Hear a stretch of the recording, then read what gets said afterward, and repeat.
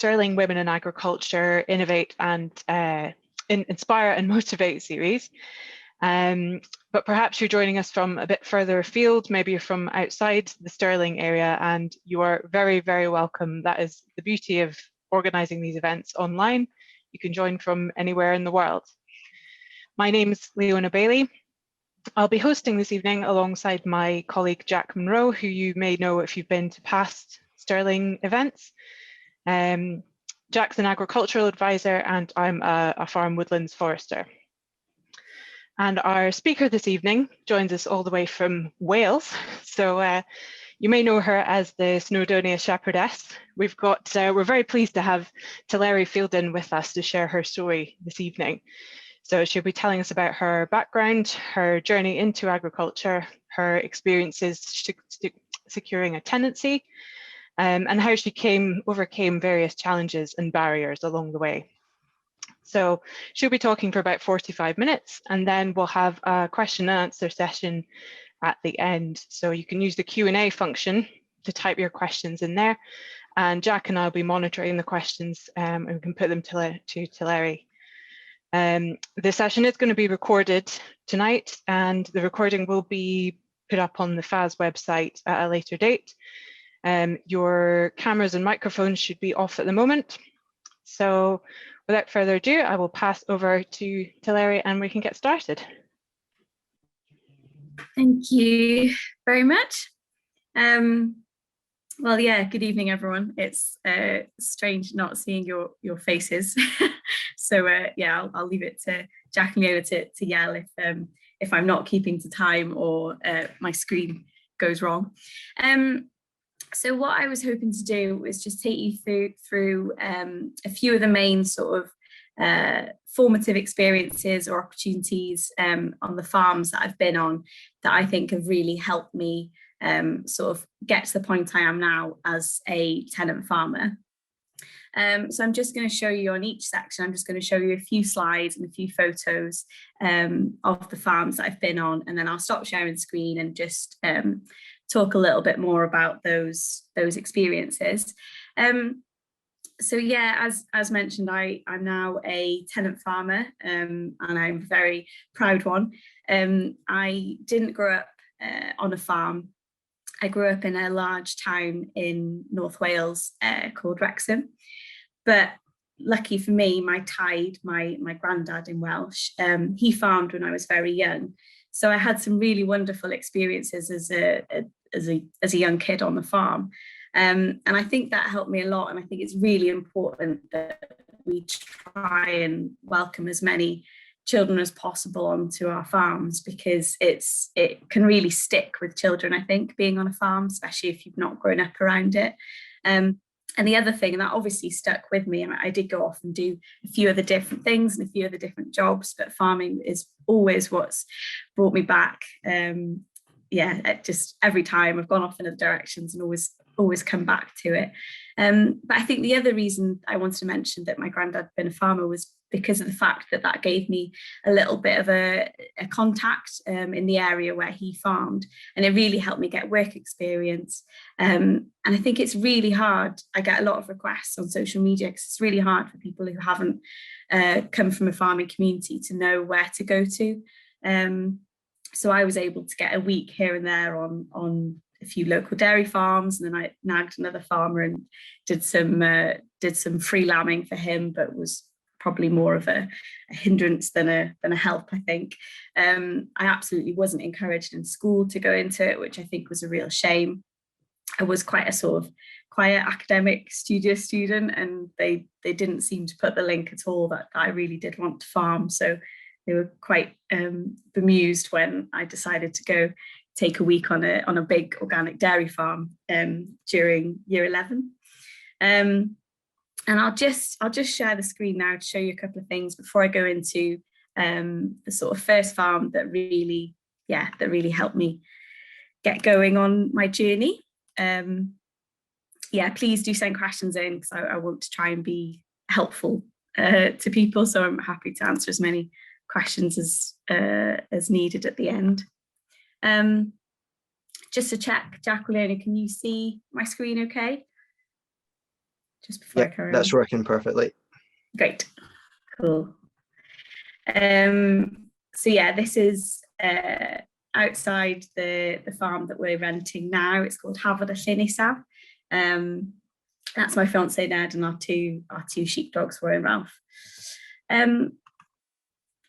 So this is, yeah, as I mentioned, so when I was 4 years old, I think mostly due to visiting my granddad's farm when I was younger, which is the tractor I'm sitting on here on the right. I told my mum on this day, he quite cleverly gave me a John Deere waistcoat, which I think was what started it all off. And I announced that I wanted to be a lady farmer at this point. We are actually living on a little cul-de-sac at this point. So it probably wasn't seen as a particularly realistic proposition.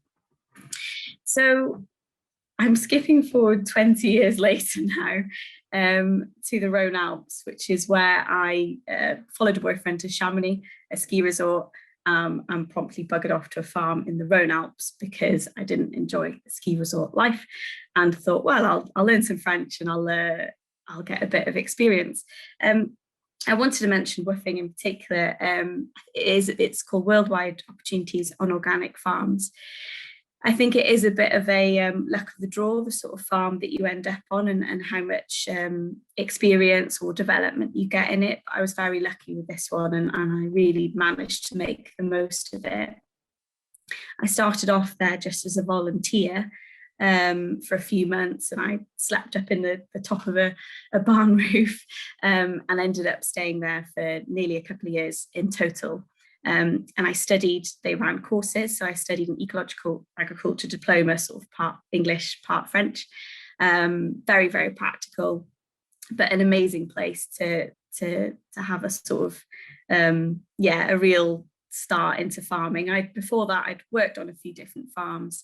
I'd done lots of different jobs before I got to this point. So I'm really glad that that it was a bit of a random choice, but it ended up working out wonderfully for me. It's a 400 acre, I don't know if you'd call it a hill farm there, to be honest. But it's down the Rhone Alps and it's 1,000 meters. So in the winter, we would have snow drifts and minus temperatures, and in the summer it would be over 30 degrees and we'd have no rain, and we'd be feeding hay to the cattle.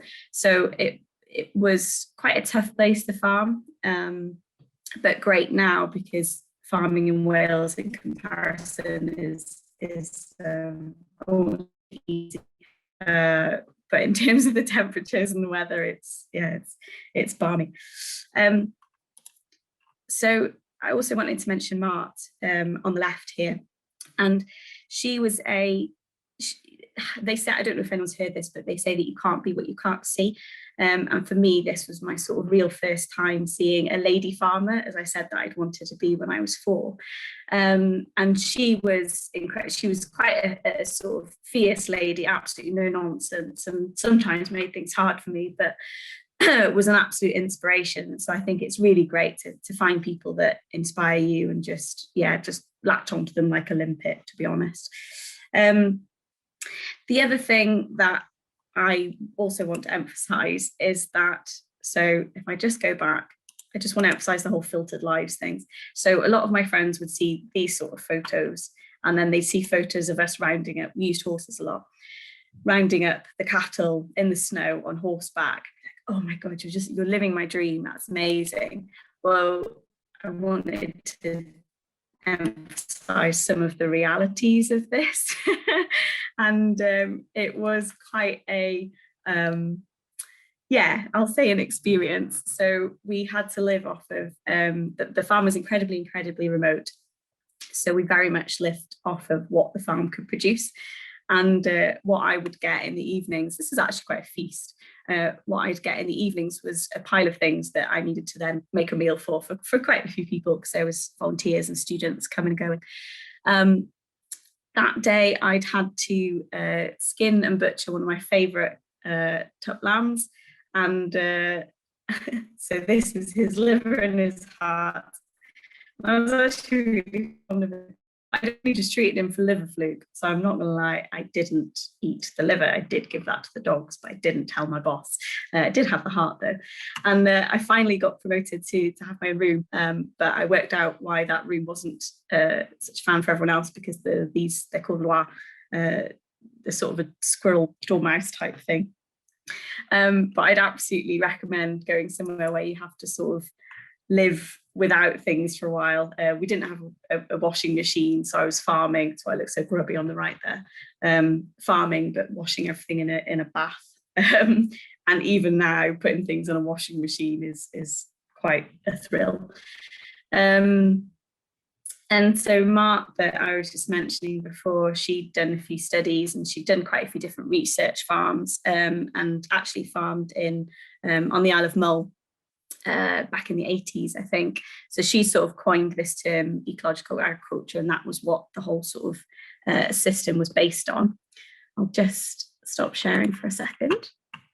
I think another thing that I very much learned from that experience was the sort of "you can do it" was very much drummed into me. She didn't really take no for an answer, and sometimes that can be quite hard to take.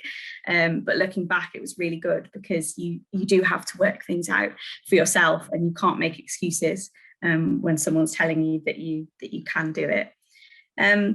And also, I don't know how many youngsters are in this group, or not even youngsters. I would absolutely recommend going travelling and working in other places. I did it on a budget, and obviously I worked for that quite a long time. But it's great to see different systems, different countries and different ways of working. I think that really did help me. And it's always good to go without your sort of comforts for a while, not just the comforts of a washing machine and things that you eat. We also had an outside compost loo, so I absolutely love my flushing toilet now. But I think it's really good to, take yourself out of your comfort zone. It sounds so, I don't know, just a standard thing that people say, but I wasn't a particularly adventurous person, but it was, but you do find yourself just having to deal with situations and getting on with stuff. It also really reinforced to me that this is absolutely what I wanted to do at this point.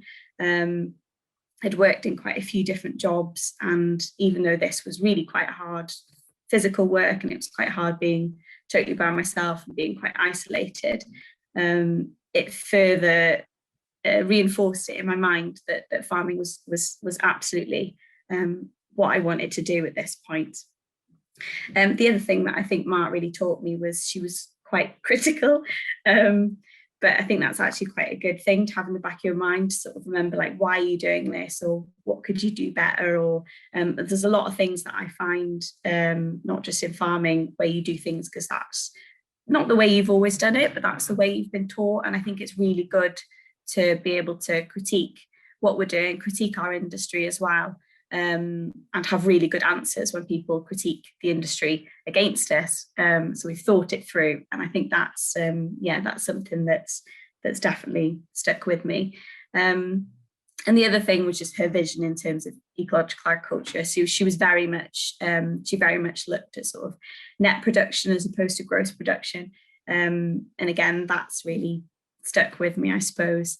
And she very much wanted to make a sort of a beautiful farm with a mix of habitats, whilst making it produce in somewhere which was very difficult to produce.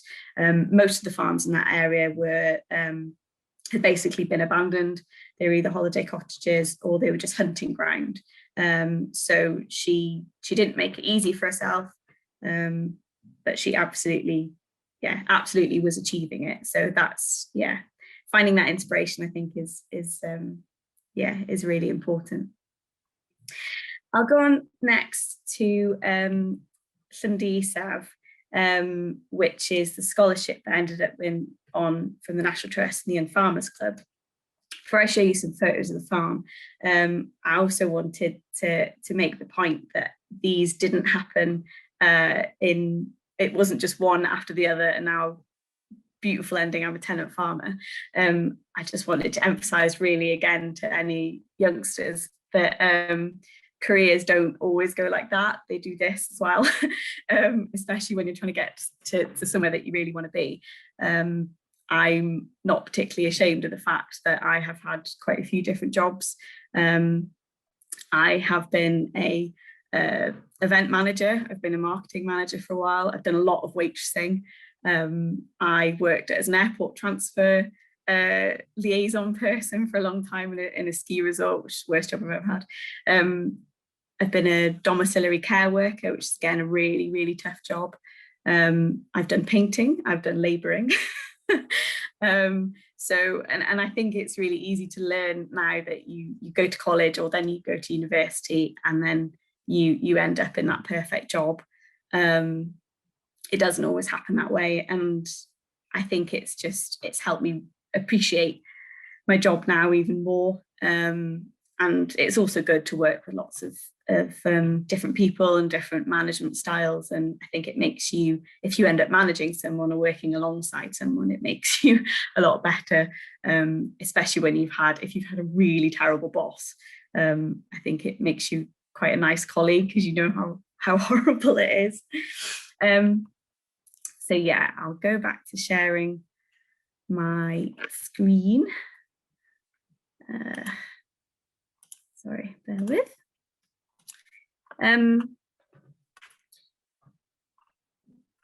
So Llandisaf is a 600-acre hill farm in Snowdonia National Park.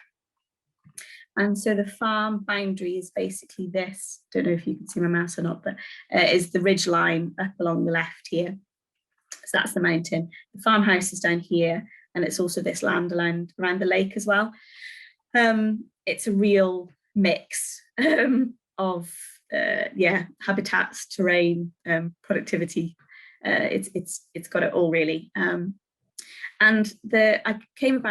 I came onto this farm because it was a scholarship set up between the National Trust and Wales's Young Farmers Clubs. And it was amazing because it's basically a scholarship set up to help farmers get on that first rung of the farming ladder. And so basically all I did, obviously there was quite a big application process beforehand, but once I'd been accepted onto a scholarship, I turned up there with my Nissan Micra, my dog, a crook that they'd given to me, and that I was off running the farm. So it absolutely took away those barriers of finding land or work experience, etc. It gave me the chance to run the farm for a year. So I was the 5th scholar, so they ran it for a year each time. And basically the trust had bought the farm and wanted to do something a little bit different with it, and decided to pair up with the Young Farmers Clubs. I don't know if there's a similar scheme in Scotland. If there isn't, you should absolutely push for it. Carol, who was the first scholar, happened to be, I was actually in school with her, so it was her who messaged me and said, oh, you should go for this. And on that point, I think if you want to get into farming or whatever your project is or whatever your passion is, it's definitely worth it to make sure that absolutely everyone knows that you want to do it, because a lot of the opportunities I've come off the back of someone going, oh, you're a bit obsessed with farming, aren't you? Why don't you try applying for this or going for that? Or they just, it sits in people's minds. So yeah, don't be scared to share how much you want to do something, whatever that is. About partway through my time there, it was just after the Brexit vote had happened, and they decided that they wanted a bit of continuity for the farm, thinking that Brexit would happen quite quickly. And so I was offered an extension of 3 years on the farm, which for me was amazing. When I look back at the person I was, or the farmer I was in that first year, it's very different to the person that I was, or the things that I was able to do in the 3rd year. So I'm really grateful for those 3 years. I think 1 year in farming it's nothing. in terms of you want to see all the seasons through, you want to see how your lambs turn out, you want to trial different things. And so those 3 years really helped me. I tried a different turf, I set up a different grazing system, we changed autumn calving. So it just gave me that chance to get to know the farm and the system a bit more. I made tons of mistakes, but I do think you need that longer term, just that safety net really. And that's why I think it's a shame that a lot of tenancies are quite short. I think farming by its very nature just needs to, it is a long-term thing. They are what absolutely made my time at Sunday, and are the people that have brought me on the most in terms of their mentoring really. And I wanted to mention this because the first year I did at Sunday was documented. So I had a camera crew following me around, which has been great in terms of, opportunities to talk and things like this. At the time, incredibly embarrassing because I was doing a lot of things for the first time in my first year at Sunday, and it's all documented on camera, all my mistakes. But I think it's important to do, and even though it was a long way out of my comfort zone, it's really good to show people the realities of farming, because there are so many people. Farming affects so many people. Teleri, sorry to come in just now. Farming that it's sorry to come in. The audio was breaking up with your camera, so I'm not sure if you turn the camera off whether that will help. It's just become muffled. So, yeah, just for a short while. It could just be a wee glitch in the internet. Thanks. That's fine. Can you hear me now? Is that okay? That's much better. Yeah. Cool. Okay. Yeah. Thanks, Jack. Just say again if that happens. So yeah, I'm glad in hindsight that I let this happen, because it was really good. I've had some really good feedback about it, because a lot of people don't. There's a lot of stereotypes about hill farming. There's a lot of stereotypes about farming in general, and upland hill farming. So it's great to be able to show people the realities of it, so that especially people who are in sort of policy positions or campaign positions, it's hard for them to get out on farms. I think it's really good to be able to show that. I'll just stop sharing now. I'll see if my video works, but yeah, just say if it doesn't. I wanted to come back to the mentoring side of things, because they're the ones that really brought me on, and their time and their experience has been absolutely invaluable. And I think that I just think mentoring is such, whether it's formal mentoring or informal mentoring, especially in farming, it's so valuable. Farming's not something that I've watched lots of YouTube, but it's not something that you can pick up very easily. And so that those sort of generations of experience that they've got is just, absolutely invaluable. And what they gave me, what's really helped, is that sort of local support network.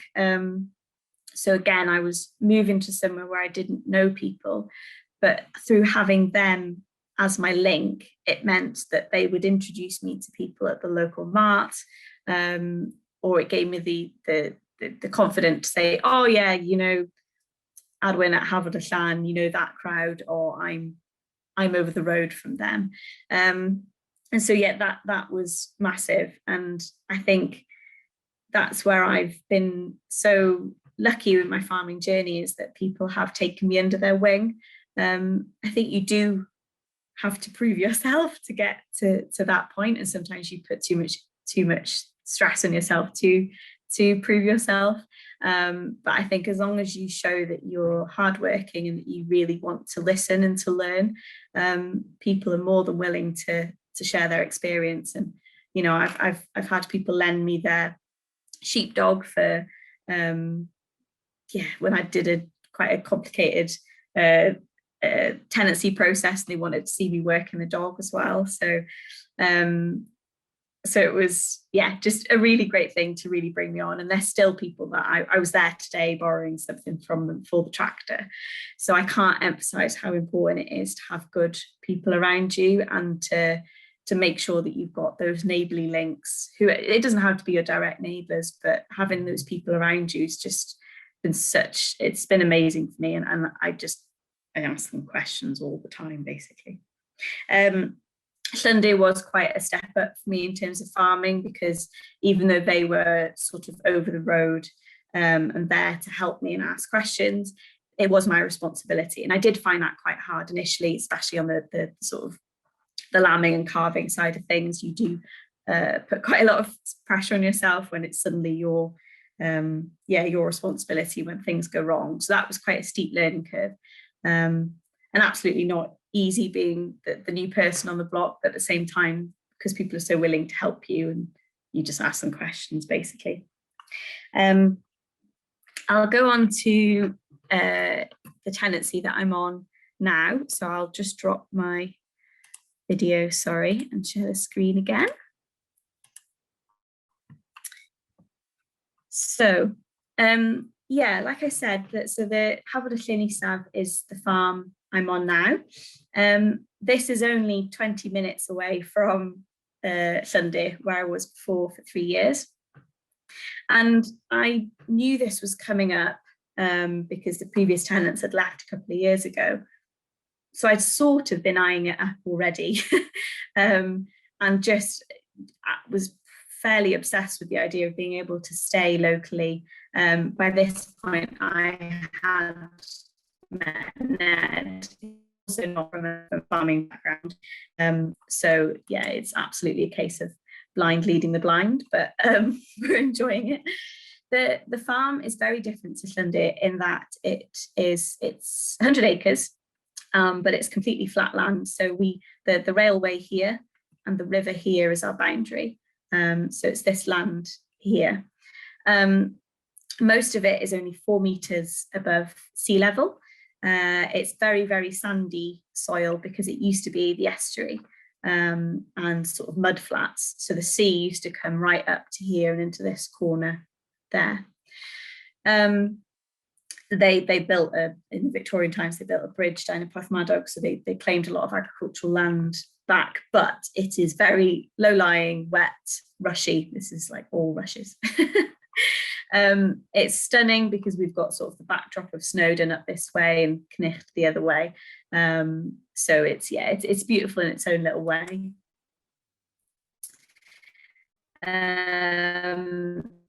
It hasn't been farmed much for a very long time, and farmed slightly randomly. I think they would admit they did sort of, it's a bit sad, they sort of got a bit old and kind of given up a bit on it. So there's it's quite sort of scruffy, shall we say. There's plenty of work to do. So yeah, it is. I'll see if I can go back. So again, it's a case of it looking particularly idyllic, but for me and Ned, this is all that we see. And I would love some hints from any of you of how to be able to switch off and not just see the work that needs doing, because I feel like we spend all our time just adding to the to-do list. So yeah, any hints and tips on that would be great, especially starting out. There's quite a lot of infrastructure that needs to do on the farm. There's a lot of fencing, gates to do. We need to improve the drainage in a lot of places where it makes sense to. Other places we're just going to leave. It's not worth the inputs. Yeah, as you can see, the barn and the yard needs quite a bit of work, and we're trying to get electricity and lighting to these and put in a handling pen. So yeah, there's quite a bit to do. We also flood quite a lot. So yeah, that brings its own different challenges. I did have flooding at Llyndir, but there was always somewhere higher to put them, whereas here we just don't have anywhere high up to put the animals, so it can be quite challenging. This is the current handling setup, which is why I'd quite like to change it. But yeah, this is Cnicht, which is what they call the Welsh Matterhorn. And so this is one of our favourite viewpoints on the farm. I'll talk more now about our sort of process of applying for farm and sort of for it. I wanted to mention one of my friends is quite arty, and she was a real help. So we created a sort of vision for the farm. This is the shape of it. That's the long bit that I showed you. So yeah, got diversification plans, hoping to make these a very sandy fields that flood, but quite sort of species rich. So they're going to be sort of, yeah, species rich, flower rich. We're hoping to set up grazing infrastructure in these, the green fields, quite a sort of tight rotation to improve the grazing there. We're not sure, we'd like to try a fodder crop because it is actually quite sandy, but we need to sort out the drainage before we do that. There's some agroforestry there already, so Ned's trying to put in a bit more, and we've managed to get some money for hedges. So that's the sort of, and I will come back to this in a minute actually. I'll just stop sharing now. Yes. So in terms of when we applied for the tenancy, so it's a 10-year FBT, and it came up last summer. We obviously at the time, I was finishing up at London Ned works full time. But what we decided to do, because I've tried for a couple of tenancies before and not been successful because I didn't have my own stock. So they always want you to be able to show, it's a bit of a chicken and egg scenario, but they do want you to show that you've got some experience. So we just bought a few store cattle, again, from some wonderful people who've become mentors. And we managed to find some hill land through a couple who'd moved into the area, and quite interested in how we want to do sort of conservation grazing that I'd done at Llandy. So that was our sort of way in. Ned was furloughed for a bit, so we absolutely managed to use that time, and he did loads of fencing and walling, and that's how we've been able to get other little parcels of land, is just putting in the time and effort into boundaries or improving things, and then people have then allowed us to sort of have the land in return for a bit to graze it. So we literally at this point have like 6 cattle. So we didn't think that we had a massive chance of getting the tenancy. But we put everything into the application, and I'll just whiz through a few things that I think helped us. Not saying that we're an expert in this at all, because I haven't got tenancies before as well. But looking back, I'm really glad I didn't have them. This is the right place for us. So don't break your heart if you don't get the first few ones, because there's often a reason. We, again, with the contacts and mentors, I maybe I'm a little bit ashamed to say this, but I think everyone who knows me read our application. I very much asked for everyone's opinion. The Tenant Farmers Association were amazing. They helped us do a sort of mock interview at one point. We sent their application for them to check if there was any glaring errors. We did all our own cash flows and budgets. Word of warning a bit with this. They're quite hard to do, and they're quite hard to get right. I'm really glad we did, because it was a good process to go through, because I'd never run a business before on the financial side of things. So it was quite a shock to me at how little farming makes and how much it costs. But it's good to know that. So we went over and above what they asked for in the application. So they asked for 3 years cash flow. We did 5 years cash flow. We did 5 years profit and loss. We did a balance sheet. We did cost of production on the cattle and the sheep. We asked everyone to look through our application, and I am now a bit apologetic to them because it was big. Again, this isn't, the landlord was the National Trust, so it's it can be it's obviously a different situation depending on who the landlord is. I definitely think the fact that, so I work part-time for the Farmers Union of Wales. Ned works full-time, although he's dropping his hours, thank goodness. And I do think that helped us, just having, because our finances looked pretty dire because we were starting out and having to buy everything. So I think having income coming in as well was obviously a bit more of a safety net for the trust, that we still had that coming in. The vision map that I showed you, so yeah, I mean, it's a little bit over the top for a business application, but I think it helped kind of sell our vision and show them what we really wanted to do with the place. I definitely recommend, I'm nearly finished, sorry. I'd definitely recommend practicing interviews, because we put so much into the application that we didn't, the interview sort of caught us a bit by surprise, and they can ask some pretty probing questions in that. So think about the worst things that they could ask you, and they probably will. So, they did ask us, in our cash flow, we're not making any profit for like 8 years. Do you want to do that? Are you going to be able to get through that? So we definitely sort of tried to show our passion, but also that we were quite realistic about things as well. Again, like I said, Ned doesn't come from a farming background either, but he's very, very practical. And I think showing a sort of unified, I think we because they thought that I was just going to apply for it by myself, but we very much did it as a couple. And I think that really helped, because it showed that we definitely had a united front about the farm. So I think even if your partner isn't as interested in farming or doesn't have those skills, it's good to show that you are a partnership, or it doesn't have to be your partner, whoever you're going into farming with, and that you work well together, because I think that's the main thing that's going to make or break your time on a farm and setting up a new business. And the pricing up was really hard. It was really hard to know what money to put in, and we changed our mind at the last minute with this. But don't put in for something that you just can't afford. I mean, we can't really afford this, but we can see a point where we can afford it. So it's, a lot. I'm sure other people bid more than us, but it's being realistic about what they wanted out of the farm. And we knew that they wanted sort of nature-friendly farming.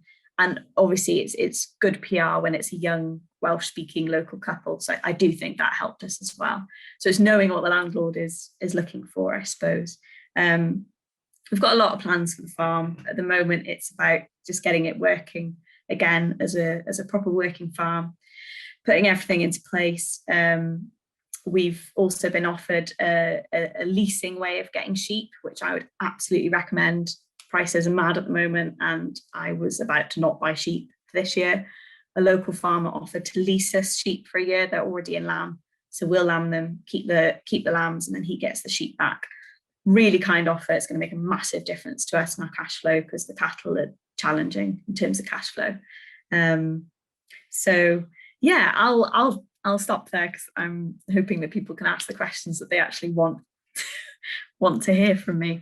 But yeah, thanks for the opportunity to come talk, and yeah, hopefully there'll be some questions. But yeah, feel free to contact me on Twitter. I'm Teleri @TeleriFielden, and on Instagram I've kept Snowdonia Shepherdess, cringe, from the programme, just because I got quite a few followers from that. So it was great to be able to interact with people, and especially people who haven't come from farming backgrounds. So yeah, I think I'll finish it there, if that's okay, Jack and Leona.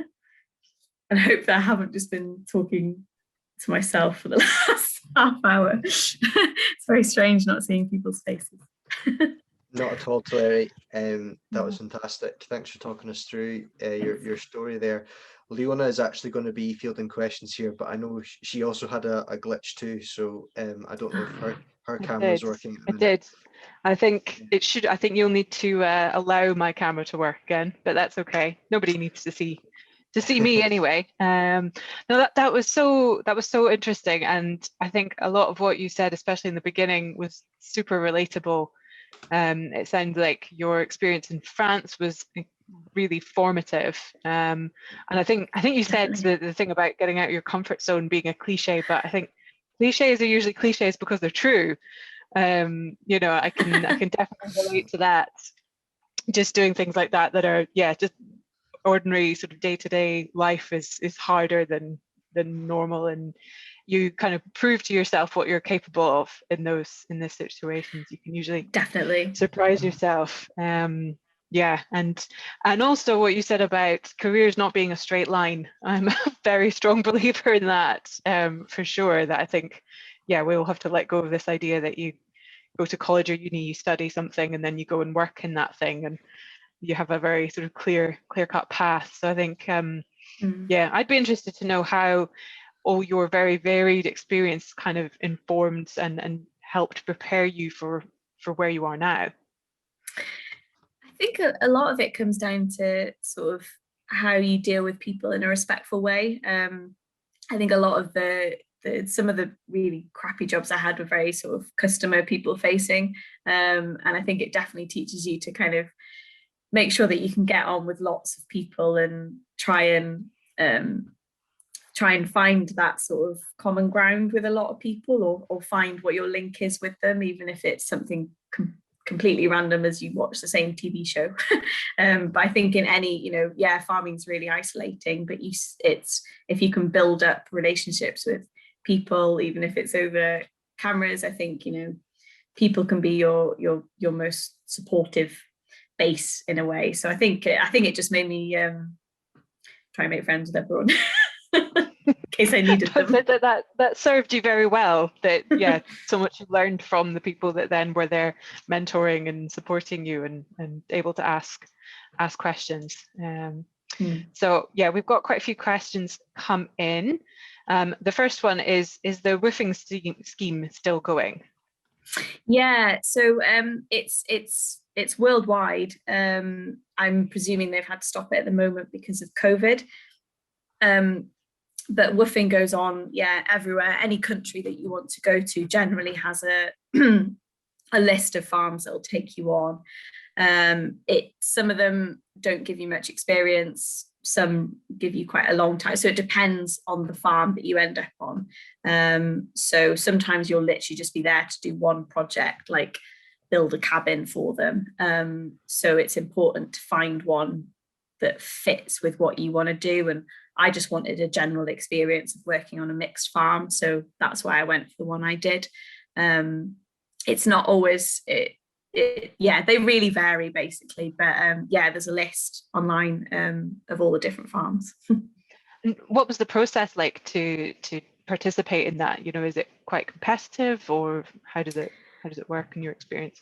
The hardest part is shortlisting the farms that you want to go to, because it's such a big list, and then basically it's up to you to contact those farms and say what you can do, say what you're good at, and yeah, try and sound an attractive proposition to them, I suppose, depending on the sort of thing that they've advertised for you to do. And then generally the exchange is you do some work for them and you get just like board and lodging basically. So you'll get fed and get some accommodation, generally is the exchange. Okay. Or livers and hearts. Yes, I was going to say paid in, was it a small chunk of courgette or something as well? Yeah. It looked like a ready steady cook or something. What can you make with this? Okay, so next question. Well, I think this is probably more one for Jack. Can we confirm if there are any similar scholarships running in Scotland at the moment? From National Trust, no, there's not the same types of schemes that I'm aware of. Certainly not kind of Stirlingshire way. Yeah, you're right. It's something we do need to push for more schemes like this from these big bodies. No, there's just the forestry. Scotland have, they push starter farms, but they're still few and far between, but there's not quite the same, that scholarship that you got is there's I can't point to an example in Scotland where that's been the case. There's also something that we've got that I nearly ended up doing, which is like a land I can't think of the English way of putting it, like a land matching thing where you've got sort of providers and seekers is how we put it. I don't know if you've got something like that as well. We do. We've let 2019 a land matching service was set up with landowners and new entrants, or people want young farmers trying to get ground, and under different agreements, contract farming agreements, tenancies. Yeah, so that's been set up, and if you just put it into Twitter, you'll see the links to that come up. So that is ongoing too. So the land matching service in Scotland. I'm pleased. Good. Yeah. So next question, and I think you may have covered this a wee bit when I dropped out and missed the middle of what you were talking about, but do you own your own livestock now? Yeah. So we took a loan and sunk into our savings, and so we've just got a little bunch. We've got 10 cattle at the moment. I have bought a bunch of Romney ewe lambs, and we'll be looking to buy more sheep and cattle later in the year. Most for us, that's the most challenging part is it's just that cash flow. Obviously it takes quite a long time to get a return from it, especially in these first few years. So we're not buying anything super duper snazzy, shall we say. We're building up, but we're just trying to find, for the cattle, we're trying to find quite tough cattle that have been well handled, because we rent some hill land and it's quite hard access. So and then with the sheep, obviously it's quite wet, boggy land. So again, sort of looking for something a little bit tougher at the moment. So sort of getting some of our stock from people that we know as well. I've not bought much in the mart yet, but I will be later this year. But the leasing's been great because it's just helped us this year with cash flow, really. Good. I think that answers one of the other questions, which was what stock do you currently have? So I think we've covered that. So another question from Lorna Smith: are you in an agri-environment scheme with the species rich, etc.? Oh, bone of contention. So in Wales, I don't know what you've got at the moment. In Scotland, we've got a big sort of funding gap. So they've committed to ending the basic payment, which we don't get this year anyway. And there's no new agri-environment schemes going, and there wasn't one on the farm when we took it on. So yeah, what we're working on at the moment is we're sort of kind of bankrolling in a way the sort of the environmental things that we're doing on the farm, but we're sort of, through doing it, we're hoping to kind of build customers, because a lot of people are kind of wanting that side of things or wanting to see that sort of farming. I get a lot of support through there's one in Scotland actually, the Nature Friendly Farming Network, so that really helps as well. And I think, I'm sure we'll be eligible for one, but there's not one coming out for quite a long time because they're currently building the new scheme. So how we've gone about it is talking to the National Park. I just bug everyone basically. And so the National Park have managed to find us some money for some fencing and some hedge plants. So there's different ways that you can, find that money. And basically we're doing a lot of the species rich grassland through not putting inputs, which we can't massively afford at the moment anyway, and through grazing it quite lightly later on in the year. So it sort of fits our system anyway, and what we want to do with the farm, but it is quite that would massively help us having an agri-environment scheme financially.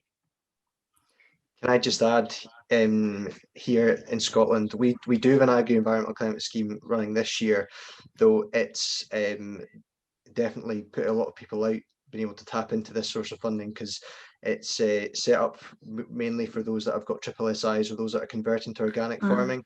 So for this year's run of it, it'll be a lot harder to get in. So certainly if you're wanting to try and get into this, you would be good to contact some advisor to get before you put a lot of time and effort and money trying to apply and then realizing you're not going to benefit from it. So I'll just say that as an aside. Thanks, Teleri. Yeah, thanks. Yeah, good to know. Another one probably for Jack. Are mentoring schemes available in Scotland? Yes, they are. So under the Farm Advisory Service, if you're a new entrant, you can apply to have any, well, you can actually choose to have your mentor, but you apply through the FAS website. As a simple, if you just Google FAS mentor, you'll see the process. You fill out a form online, and then somebody will contact you. Equally, if you're a farmer and you're wanting to do mentoring, you can get up to £2,000 to help a mentee, if that's a word. You can drawing that money down from the FAS. So if that's something you're interested in, please get in contact and we'll put you through to someone from Ricardo, and they will put that forward. But yes, there is a scheme running in Scotland for new entrants, and that's still available for this year, but we don't know thereafter. So I'd get your name in now before that pot of money runs out. No, that's great. It sounds like one of the most sort of valuable things you experienced. Just having people there who have been there, done that, made all the mistakes before, and can help guide you. Definitely, and you know, and even so, you know, formal mentors and informal mentors, just in terms of someone that you can message and sort of check something on, and even just kind of in the mart.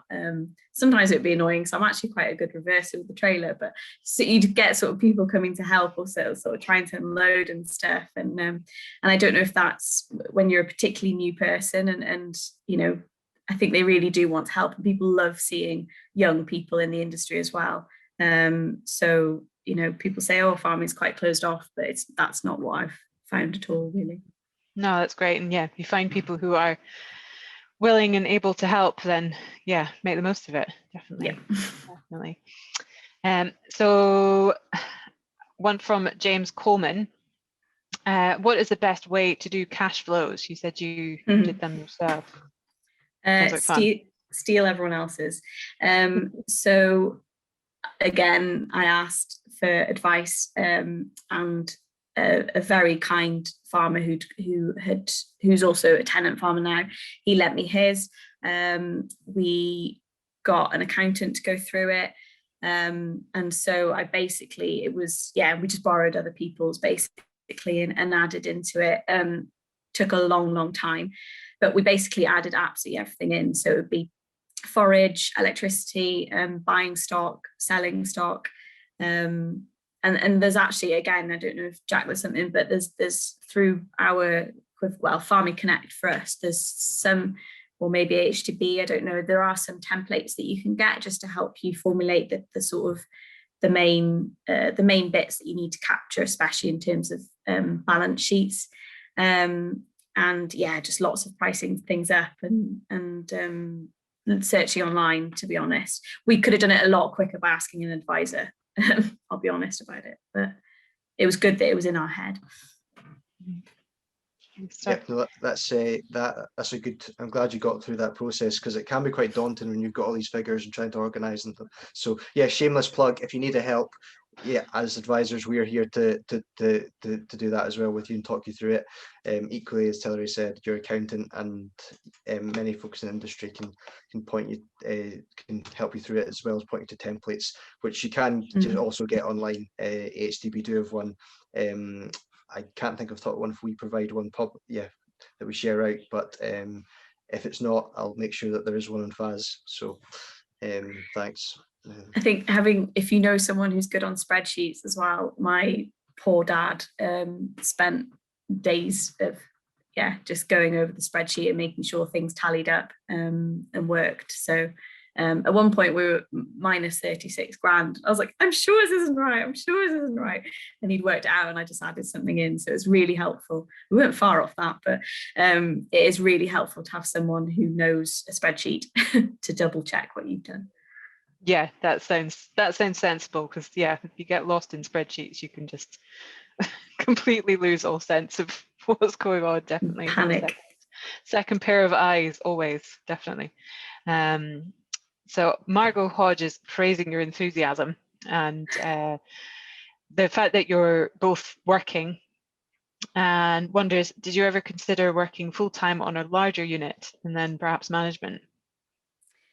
Yeah, I did. There was, I nearly took something on a dairy farm actually, but it was quite a long drive in terms of where I was based.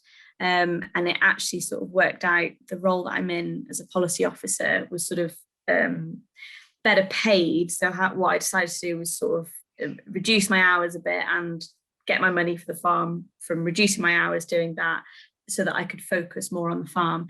I think if I had come to farming a bit earlier and not done my wiggly career line, and I worked in marketing for quite a while, I think that's what I would have done at the point where I sort of, I don't know if I was still living at home or somewhere where it didn't matter so much what I was earning, and I wasn't sort of trying to speed my way into farming. I think if I felt like I'd have had more time, then I would have done that. And I think that would have been really valuable actually to work on a few more bigger farms, because I've done bits here and there, but not for a very long time. So yeah, it's something that I wish I'd done more of, definitely. No, that's interesting as another route. So from Lisa Ross, who's an interesting one. Is it always the livestock side of things you've been involved in, or have you experienced with arable farms too? Have you any recommendations for how a complete newbie to livestock farming could become more involved? I've got no experience other than currently studying an HNC in agriculture. It's proving very difficult to get farms to take people on for experience, especially with COVID. So lots of theory, but no practical. Yeah, that's really good question. So yeah, COVID's absolutely not helping at the moment. Again, I don't know what there is in Scotland, and I don't know what your age is, but for us in Wales, we've got things where I think they're a bit rude. I think it's under 24s, but there's things where the government will put in a certain amount of money for you to start a sort of it's kind of like an apprenticeship, and they'll pay for the first few days. And that's round us, that's helped a few more people get onto farms, because the farmer doesn't have to actually pay for your wage whilst you're learning. So check that there's nothing like that, because it may be that there's some sort of scheme, and then then you could propose that to a farm then and say, well, you don't even have to pay me, because I've done that before, basically. Just, you don't have to pay me the money is there.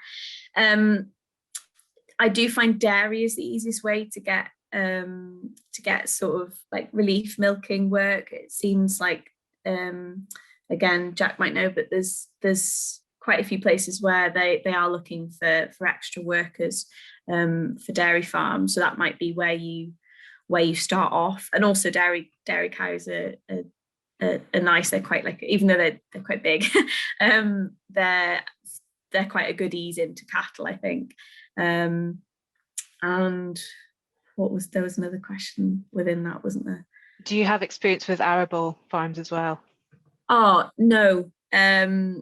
No, not really. In France, there was another farm, but that was mostly sort of, fruit and veg, to be honest. It wasn't arable so much. So in terms of sort of machinery skills as well, I've most of that I learned at Sunday, so I hadn't really done much in terms of tractor work or anything before I moved there. So that was also a bit of a steep learning curve, and YouTube's great for fixing tractors, it would appear. You can learn anything on YouTube these days, I think. Yeah. Jack, did you have something to add on the? Yeah, no, it's an interesting one, but there's always work on different farms, but certainly sometimes though you have to go voluntary before you can be paid. Certainly I worked when I was 13, 14 for 2 years for a farmer every weekend and night before I was starting to get any money. So sometimes, as Teleri was saying, you need to earn. You need to show competence, and that can be quite hard, just getting that foothold. But certainly the college should, whether it's SRUC you're studying at, I don't know where you're doing the HNC, but they should have links that should set you up with different farmers for doing, whether it's a lambing, helping out at calving, or the dairy work and stuff. So certainly let them know that you need work, and see what they can provide as well. Sometimes, yeah, even putting it on social media can also help. But if you can visit in your locality, if you're nearby some local farms, and just say, look, I want to give a hand, will you take me on? I know it's difficult in COVID, but yeah, that would be the kind of advice that I'd maybe start with. But yeah, and lambing's, it's a good point. Lambing's quite a good time to get a bit of extra work as well, because yeah, people are always looking for extra, nighttime lambers and things. It's not always particularly fun when it's a cold shed overnight, but you do learn a lot quite quickly. Yeah, definitely being thrown in at the deep end. And again, I don't know as much about sort of the agriculture HNCs and things, but certainly in forestry, it's pretty standard that you would do a year in industry, and that kind of experience is just invaluable. I think most people end up getting their job either directly through that or because of that experience. So yeah, I think just seek out these opportunities, even the tiniest bit of practical experience that you can get. I suppose keep an open mind as well, like you were saying. Dairy is maybe that's not where you want to go, but good experience is all the same, and you never know what doors it might open up. So yeah, keep an open mind. From Kirsty Mayer, what is your grazing system, and how much does the tidal land being wet and rushy affect that? Yeah, so we're very much in the sort of infancy really of that. The lower fields that are along the river, we're basically concentrating on making sure that those can be fenced out. There are fences now, but there's gaps, so we need to know that we can keep stock safe in the fields that are safer. Most of them do go underwater to a certain extent, so it's having plan A, plan B, plan C, but we're lucky because the railway runs along the farm. It means we can take them out of the railway and onto the track. We're at the beginning of setting up quite a tight rotation system, because a lot of the fields along with the railway line are quite square fields with the railway line fence going down all the way down it. So it's going to be really easy for us to run one hot wire all the way down it and then take subdivisions off them. The long field along the river is the one we're doing as sort of species-rich flower meadow, so we won't be splitting that one up. And we're actually grazing some of them quite tight along the ditches because we've got a problem with Himalayan balsam. So we're sort of aiming for good enough rest periods, because it's not a massively grass growing farm. It's quite sandy. It's not like loads of organic matter, but we're wanting to graze quite tight, because if we've topped the rushes, we do find, especially the cattle, not the sheep so much, they will graze off that short, the sort of short new stuff. So it's having the stock tight enough to really sort of go through that area and then leave it to rest. And then there's some in the back fields that are that's just rushes, and we're not, to be honest, we're going to focus on the fields that are easier to do first, and then that'll have to come at a later date. So we'll probably just outwinter the cattle in them, and I've done a swap with another farmer, and he's going to come cut the bales there because straw is so expensive. So he can actually use the rushes for bedding. So it's quite a good swap for us. And then I get to use his tractor for a bit. Sounds like a good deal for sure. Michelle McDonald also praising saying you're inspirational, which is good. That was the title. Yes, exactly. You've fulfilled the remit. But she would like to know, have you experienced any issues with being a woman in agriculture? Has it been an advantage or a disadvantage? That's a good question. I mean, I always find this question quite hard to answer, because I can't compare, as in I've not worked loads alongside a male farmer who's in the same sort of situation as me. It's generally been me with quite older experienced farmers, as opposed to a sort of more equal new entrant in terms of how we would both get treated. I actually think, to a certain extent, sometimes it has definitely been advantage in terms of people being willing to help. There's one other guy that I know who's come into farming, and he's much less willing to ask for help than I am. And I don't know, if that's a sexist thing to say against guys as well, that they're not willing to ask for help as much. I don't know, Jack, maybe you can pip in. But I think I've, very much sort of been quite honest about how much I don't know. And I don't know if he's sort of, kind of, trying to prove himself a bit more. I don't know. So I've actually, I have found that, especially the older generation, some of them have gone out their way to help me. But you do get the, I've had a few comments of, well, go back and make the tea, and you go up gathering one day, and I've got my own patch on the mountain to gather, but they'll, I'll say, right, where do you want me now? And they're like, back making cake. But it's a joke, but it's, it is still there. So but I think, that's not a very good answer. So I think a bit of both. I've had a little bit of sexism, but nothing that's massively knocked me back, to be honest. I think, and like you say, it's also, you being a woman is interacting with the fact that most of the people in the sort of mentoring roles that you meet are just, they are older, more experienced people, and predominantly men. So there's always that kind of relationship there anyway. But certainly not being afraid to ask for help and not being afraid to ask questions or get things wrong, I think is a hurdle that a lot of us feel anyway. I don't know how much of that's gendered, but something, if you're new to something, you just have to bite the bullet and get over it. And actually, I don't think I've ever asked a stupid question and been treated like I was stupid for asking it. I've always, people are generally pretty kind and pretty helpful, and actually I think it kind of it's a bit of an ego massage as well when people say, oh well, I know, I can explain that to you. So, exactly. And I do think, again, with the whole mentoring thing, I think it's I think they enjoy it as well. I think people get a lot out of bringing someone on and sharing their experience, because they probably don't get asked about it that much. So no, it sounds like those relationships have been really, really important for you. So that's a good lesson. We've got a comment which I think related to one of the previous questions. I think it was something Jack mentioned, one of the previous schemes about being up to age 25 in Scotland. Sorry, Jack, do you remember which scheme so that we're talking about? I wasn't aware that the mentoring scheme, the FAS, that had an age in it. That might have been the one that I mentioned about the government scheme.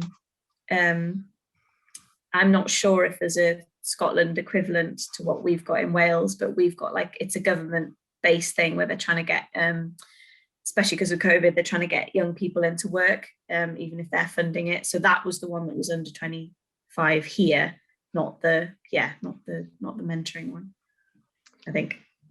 Well, we've got case studies of this with older people, so I don't. That's not the case for the FAS mentoring. But it is specified that you're a new entrant coming in to benefit from the mentoring scheme. So the FAS mentoring, that's not an age limit, it's just being a new entrant. The criteria. Okay, that's good to know. So I think that's all the questions we've got at the moment. Oh no, somebody's just snuck in. Kirsty Mayer, what is your experience with balancing advice from mentors and looking to the future and trying new techniques or procedures? That's a really good question. I've been, hit the nail on the head there. So my formal mentors are probably more sort of encouraging as to me trying different things, and a lot of them have said, well, it's up to you, it needs to be what you're interested in. So I would say they very much let me make my own mistakes in that way. I have felt some pressure from some sort of informal mentors in terms of the things like the breeds that I've chosen. So I've not got just Welsh Mountains and Welsh Black cattle on the farm. I've got a dolly mixture of lots of different things. And so I think there's a respectful balance of taking on the advice and yes, understanding that their advice comes from years and years and years of doing things, and they might turn out to be right, but I think it does have to be what you want to do and what you want to trial. So, at Sunday, I tried a different tup, which they didn't like, but they've actually kept some of the ewe lambs. So I think that's the best compliment I could get. And then there's things where they've been absolutely right, where I decided not to buy sheep last year because I was worrying about Brexit, and I should have done. So, there's you have to make your own mistakes. And I think as long as you're respectful about what they're advising you to do, then it's fine. It's about what you want to trial more than anything. So, and like the rotational grazing is something that we really want to do. There might be a reason why no one's doing it around us, and that might be the flooding and the rushes. I don't know, but I see more good things than bad about it. So I want to give it a go. I'm an advocate for rotational grazing as well, so and I definitely think you're going down the right path. Yeah, just make sure when you're leaving those residuals, that you're allowing that grass to recover, and it's not getting to, if you can leave 5 centimeters, and have a rest period, you'll really see the grass coming back. And I have a question on that. So are you doing a kind of leader follower system, or you have your cattle in front and then sheep behind, or are you going to want to get your fat lambs in front, and push them on? What's your so yeah, very much in its infancy at the moment. What I found, I did it a little bit at Sunday, and I did find that it meant that the cattle, because I put the cattle in front because of the rushes, but then they do get all the best stuff then, really, and then that the grass doesn't have such a long break.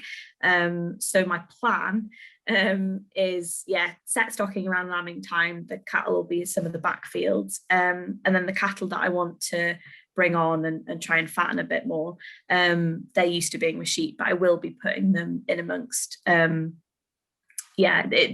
try and do one mob basically, because I think in terms of getting enough of a rest and at the same time enough of a hit of the rushes, and just in terms of management, the biggest mob I can have, the best.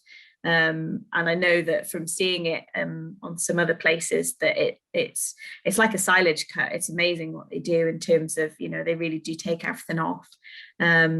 So my plan is to have everything in one mob. That might not work. I might have to be flexible about that, but that's the plan.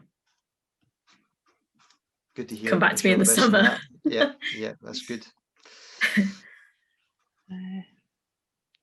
We'll maybe give a little bit longer for any more questions anyone's thought of in the last few minutes. We've answered everything we've had so far. Good. I think.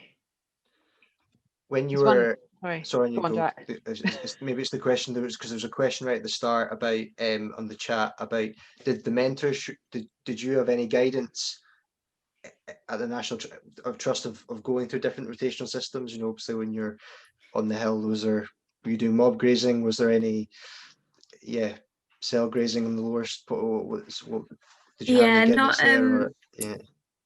None of that in terms of the hill farm, because it was very much sort of it was a really big open mountain.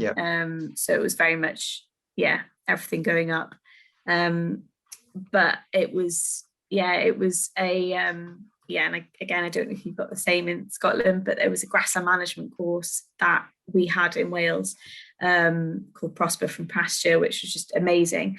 And that was, they were on quite different ground to me. So it was, quite an intensive rotation, and there was a lot of like measuring grass that they were doing and plotting it against demand.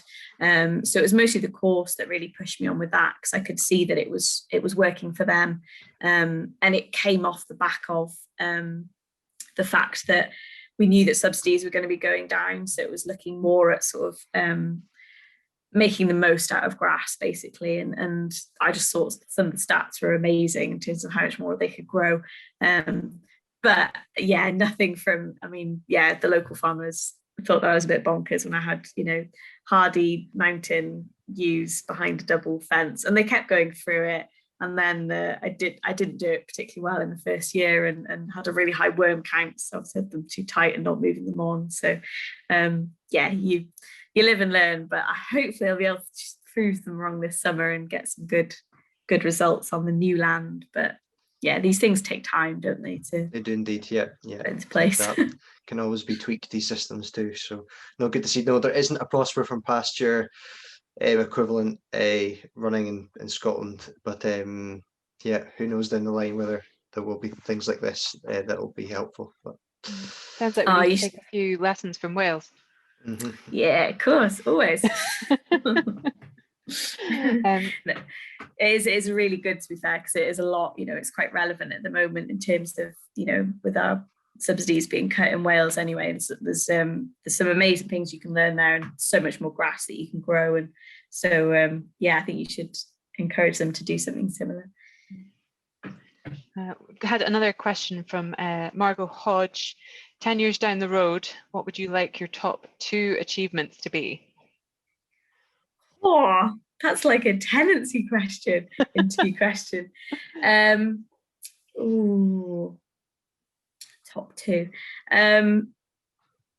This is a bit of not a very inspirational one, but I would like the farm functioning and looking good, like just, I don't know, the yard working, the handling pens working, gates hanging, just, yeah, the farm looking good would be really nice. I feel like it needs quite a lot of love and care and attention. So, and I think we can do quite a lot to improve the farm. So I think the farm looking good.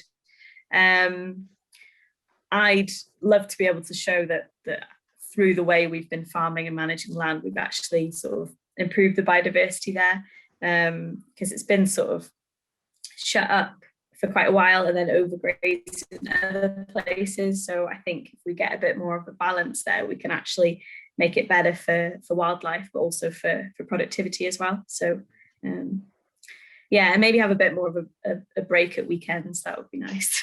That's 3 things, sorry. You can only have 2 out of 3. I don't know, is it going to be the weekends? I'll have to go. Probably, it's what's going at the moment. No, I think that was good. A good, practical, everyday place looking tidy and all of that, and a more philosophical one. And yeah, if you can give yourself a bit of a break every now and then, that would be good for sure. Yeah, holiday would be nice. Yeah. Lorna Smith is asking, how long is the tenancy that you've secured? 10 years. But to be fair, the National Trust are really good around us anyway at not getting rid of people. So we're very much seeing it as much longer term than that, which is why we're putting so much into it and investing a lot in it. So, we've got a good relationship with our estate manager, and so hopefully it will be longer term. Yeah, I hope. And do you think the fact that you're putting so much into it and they can see that, you're demonstrating that they'd be wise to keep you on? Yeah, I hope so. We said actually in our tenancy interview, in our questions, that we're very much seeing it as, absolutely long term. We want to be in this area.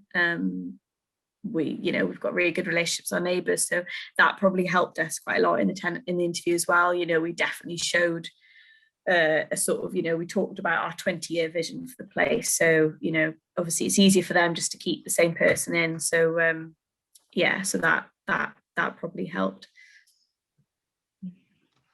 Yeah, sounds good. Well, fingers crossed for you. Thanks. That's the way it goes. Any more questions from anybody? We've got a few minutes left still. Yeah. So if there's any other burning questions, get them in now. I don't have any other questions, but just to say, Teleri, thanks very much for coming on. I really appreciated everything you said here and your journey. So yeah, thanks for the advice and telling your story. I know there's, from the comments of what people have been saying, that others have enjoyed this as well. So thanks for your help tonight. Oh, good. No, well, yeah, glad I can be of help. Yeah, I think I think if that's us with questions, we'll draw it to a close there. But yes, thank you so much for sharing all your wisdom and your experience and your highs and lows. It's definitely, I think it's definitely been inspiring and motivating for sure. So I hope everyone that's joined tonight also feels that and goes away a bit more enthused.